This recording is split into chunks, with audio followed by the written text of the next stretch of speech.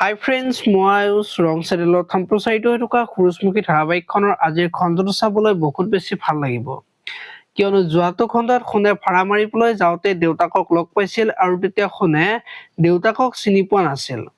আৰু তেতিয়া দেউতাকে লক্ষী লক্ষী বুলি মাতি থকাত সোণে দেউতাকক চিনি পোৱা দেখিবলৈ পাইছিল। আজিৰ খণ্ডটোত সোণে দেউতাকক মেডিকেললৈ লৈ যাব আৰু তাত গৈ দেউতাকক মেডিকেলত এডমিট কৰাব।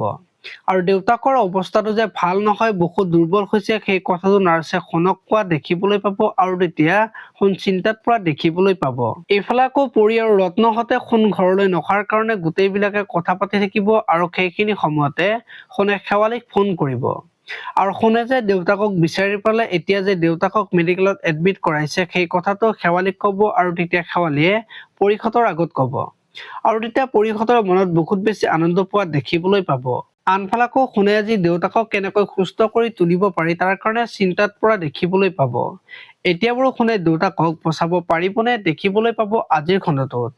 আপোনালোকে পবিতৰা ধাৰাবাহিকখন চাই কেনেকুৱা পায় কমেণ্ট কৰি জনাব। আৰু যদি আপোনালোকে এতিয়ালৈকে চেনেলটো ছাবস্ক্ৰাইব কৰা নাই তেতিয়াহ'লে চেনেলটো ছাবস্ক্ৰাইব কৰি ভিডিঅ'টোত এটা লাইক কৰি দিব। ধন্যবাদ।